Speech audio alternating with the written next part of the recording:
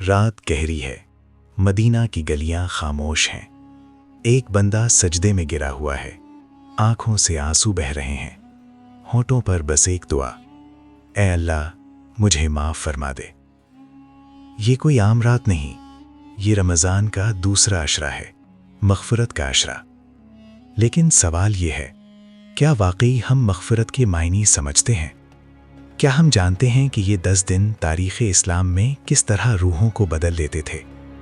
کیا ہم جانتے ہیں کہ رسول اکرم صلی اللہ علیہ وسلم اور صحابہ کرام رضی اللہ عنہم ان دنوں کو کس کیفیت میں گزارتے تھے؟ آج ہم وقت کی دیواریں عبور کریں گے اور دیکھیں گے کہ رمضان کا دوسرا عشرہ صرف کیلنڈر کے 10 دن نہیں، بلکہ یہ وہ لمحے ہیں جہاں گناہگار بندہ اپنے رب کے سامنے ٹوٹ کر بکھر جاتا ہے اور پھر نئے سرے سے جنم لیتا ہے۔ رمضان المبارک، قرآن کا مہینہ، رحمتوں کا موسم۔ جیسا کہ حدیث میں آتا ہے کہ رمضان کے 3 حصے ہیں، پہلا عشرہ رحمت کا، دوسرا مغفرت کا اور تیسرا جہنم سے نجات کا۔ روایت شعب الایمان معنی کے اعتبار سے معروف۔ رمضان کا دوسرا عشرہ مغفرت یعنی گناہوں کی معافی، یعنی وہ لمحہ جب بندہ اپنے ماضی کے بوجھ کو اتار سکتا ہے۔ یہ عشرہ ہمیں یاد دلاتا ہے کہ اللہ تعالیٰ الغفور ہے، الرحیم ہے۔ قرآن میں ارشاد ہوتا ہے، اے میرے بندو جنہوں نے اپنی جانوں پر زیادتی کی ہے، اللہ کی رحمت سے نا امید نہ ہو جاؤ، بے شک اللہ تمام گناہ معاف کر دیتا ہے۔ سورۃ الزمر 39:53۔ لیکن سوال یہ ہے، مغفرت حاصل کیسے ہوتی ہے؟ کیا صرف الفاظ کافی ہیں یا دل کا ٹوٹنا ضروری ہے؟ آئیے ہم سیرت نبوی صلی اللہ علیہ وسلم کی روشنی میں اور صحابہ کرام رضی اللہ عنہم کی زندگیوں میں جھانک کر رمضان کے دوسرے عشرے کی اصل حقیقت کو سمجھتے ہیں۔ مدینہ کی فضا میں سکون ہے، لیکن مسجد نبوی صلی اللہ علیہ وسلم کے اندر ایک اور ہی منظر ہے۔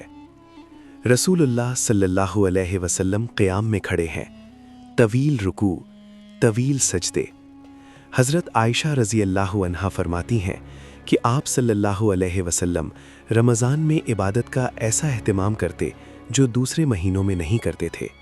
صحیح بخاری، صحیح مسلم۔ یہ وہ دن ہے جب مغفرت کا دروازہ کھلا ہے۔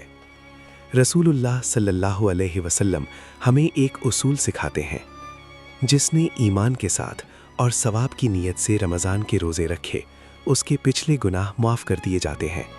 صحیح بخاری، صحیح مسلم۔ سوچئے کتنا بڑا وعدہ ہے۔ ماضی مٹ سکتا ہے، لیکن شرط کیا ہے؟ ایمان، اخلاص، نیت کی سچائی۔ رمضان کا دوسرا عشرہ یہ صرف روزہ رکھنے کا نام نہیں، یہ دل کو صاف کرنے کا موسم ہے۔ یہ وہ وقت ہے جب بندہ اپنے رب کے سامنے اعتراف کرتا ہے، خاموشی سے، تنہائی میں۔ قرآن ہمیں ایک واقعہ سناتا ہے۔ 3 صحابہ، حضرت کعب بن مالک رضی اللہ عنہ اور ان کے 2 ساتھی، جو غزوہ تبوک میں پیچھے رہ گئے تھے۔ صحیح بخاری، صحیح مسلم۔ 50 دن کی آزمائش، سماجی بائیکاٹ، مدینہ کی گلیاں ان پر تنگ ہو گئیں، دل بوجھل، آنکھیں اشکبار، لیکن انہوں نے سچ نہیں چھوڑا، انہوں نے جھوٹ کا سہارا نہیں لیا۔ پھر ایک دن آسمان سے وحی نازل ہوئی، اللہ نے ان کی توبہ قبول فرما لی۔ قرآن کہتا ہے، اور ان تینوں پر بھی رحمت فرمائی جن کا معاملہ مؤخر کیا گیا تھا۔ سورۃ التوبہ 9:118۔ یہ مغفرت کا منظر تھا، یہ وہ لمحہ تھا جب زمین کی تنگی ختم ہو گئی اور دل کشادہ ہو گیا۔ رمضان کا دوسرا عشرہ ہمیں یہی سکھاتا ہے، گناہ ہو جائے تو بھاگو نہیں، واپس آ جاؤ، اللہ انتظار کر رہا ہے۔ رات کا آخری پہر، سحری سے کچھ پہلے، ایک شخص تنہائی میں رو رہا ہے۔ یہ کوئی کمزور انسان نہیں، یہ وہ لوگ تھے جنہیں رسول اللہ صلی اللہ علیہ وسلم نے تربیت دی۔ حضرت عمر رضی اللہ عنہ، جن کی آواز گرجتی تھی، لیکن قرآن کی آیات سنتے تو رو پڑتے۔ روایات صحیح بخاری۔ یہ آنسو کمزوری نہیں تھے، یہ مغفرت کی کنجی تھے۔ رسول اللہ صلی اللہ علیہ وسلم نے فرمایا، 2 آنکھوں کو جہنم کی آگ نہیں چھوئے گی، ایک وہ جو اللہ کے خوف سے روئی، तिरमिज़ी। रमज़ान का दूसरा अशरा ये आंसुओं का अशरा है, ये दिल की नरमी का अशरा है। ये वो वक्त है जब बंदा अपनी गलतियों को याद करता है और सजदे में गिरकर कहता है, ऐ अल्लाह, मैं खताकार हूँ। रमज़ान कुरान का महीना है। सूरतुल बकरा 285। रसूलुल्लाह सल्लल्लाहु अलैहि वसल्लम हर रमज़ान में हज़रत जिब्राईल अलैहिस्सलाम के साथ कुरान का दौर करते थे। सही बुखारी। सोचिए, अल्लाह का कलाम दिल पर नाजिल हो रहा है। हर आयत, हर लफ्ज़ दिल की मैल धो रहा है। रमज़ान का दूसरा अशरा हमें कुरान की तरफ बुलाता है, क्योंकि कुरान हिदायत भी है और शिफा भी।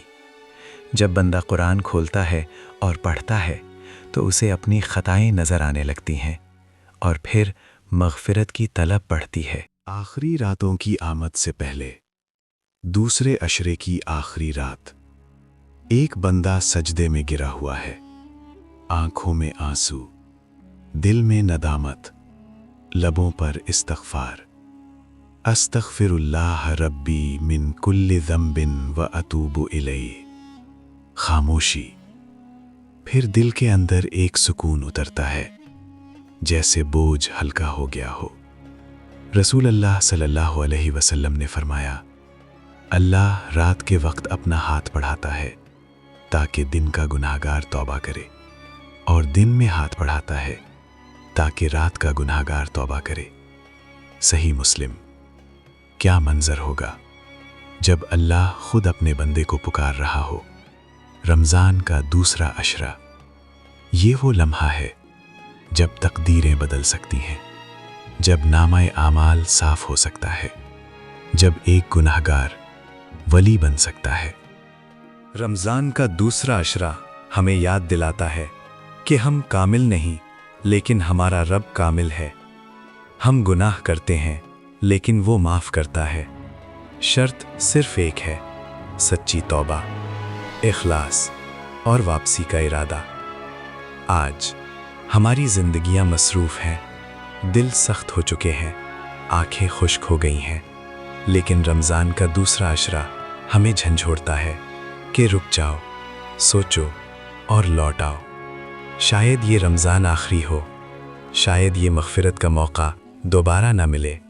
तो आइए हम सजदे में गिर जाएं, अपने रब को पुकारें और इस अशरे को अपनी ज़िंदगी का मोड़ बना दें, क्योंकि मग़फ़िरत सिर्फ़ अल्फाज से नहीं मिलती, दिल के टूटने से मिलती है, और जब दिल टूटता है तो अल्लाह करीब हो जाता है।